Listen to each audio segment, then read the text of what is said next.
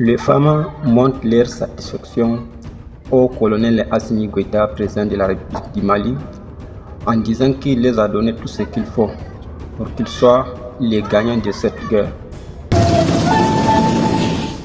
L'armée malienne, ce grand malade d'hier, est passé le 18 août 2020 à la clinique du colonel Assimi Goïta et de ses compagnons.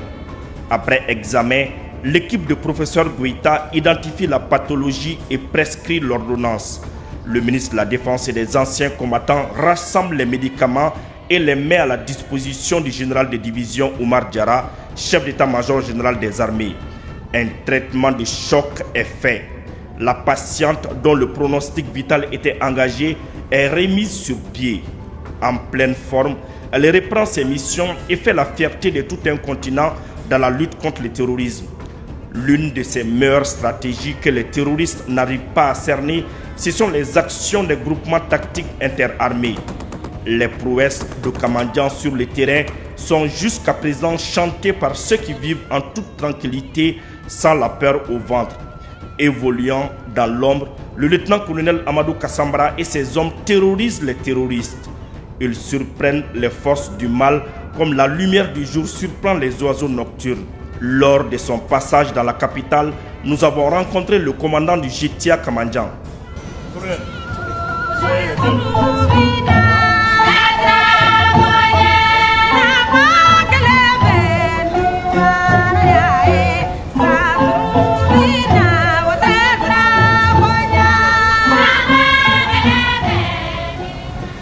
Comme tout autre groupement tactique interarmes, le groupement tactique interarmes Kamandian est un groupement tactique à dominante infanterie. Bien entendu, il y a d'autres armes. Nous avons déjà commencé par Niamina avant de monter sur le nord. Et après, nous avons eu des directives pour une mission de Kati en passant par Ségou, Sévaré, Badjangara, Douanza, Boni, Ombori, Gossi jusqu'à Gao. Et de Gao, nous avons été aussi encore projetés sur Bourem, en vue d'occuper Bourem. Parlant de la route de Douanza jusqu'à Gao, il y avait beaucoup d'engins explosifs. Nous avons pu quand même travailler sur 69 engins explosifs, dont 39 ont explosé et 39 ont été détruits sans dégâts. Nous avons sécuriser Bourem et alentour, Bamba aussi. Nous avons eu aussi à faire plusieurs missions civilo-militaires en aidant la population parce que notre mission, le but même, c'est de sécuriser la population et leurs biens. Donc nous avons participé aussi à aider la population dans le cadre des dons, aussi à leur fournir de l'eau potable. Voilà, nous avons eu à faire plusieurs missions dans ce cadre-là.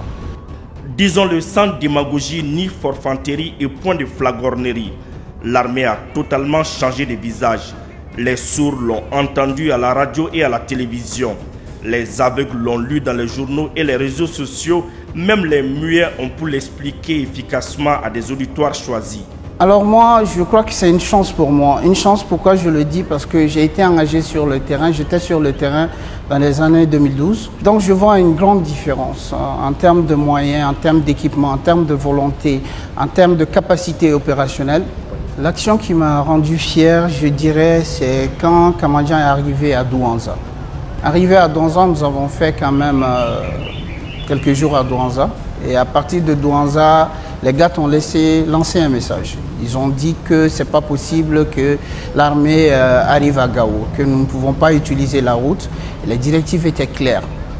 Les directives du chef d'état-major, du ministre de la Défense, c'était vraiment clair. C'était de nettoyer la route, d'arriver à Gao avec les matériels. J'ai appelé les éléments, je les ai fait part de la mission. Et avec volonté, fierté et patriotisme, ils m'ont dit qu'ils sont bien déterminés à mener à bien leur mission, au risque de leur vie, au péril de leur vie. Et je crois que cette volonté ou le moral que mes hommes avaient, ce n'est pas gratuite. C'est par rapport à tout ce qu'ils avaient comme moyen. On n'avait pas vraiment le droit d'échouer. Et raison pour laquelle je dis que c'est cette action qui m'a beaucoup plu. Et nous nous sommes lancés sur la route et nous avons exécuté notre mission avec détermination et nous avons pu amener tous les matériels à Gao. Nous avons eu beaucoup de difficultés, notamment des engins explosifs voilà, qui ont explosé, des des engins à effet dirigé aussi qui ont été dirigés sur nos véhicules. Mais voilà, ce qui est vraiment remarquable, c'est que les hommes ont fait face. Nous avons tous eu à faire face et nous avons détruit et neutralisé tous les gardes qui étaient sur la route.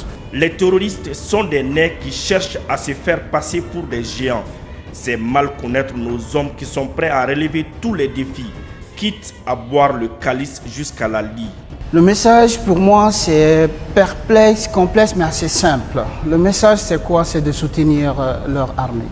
Parce que ces hommes qui sur le terrain de jour et de nuit font face aux intempéries se donnent pour la sécurité du Mali, de la population. C'est pour sécuriser la population et leurs biens.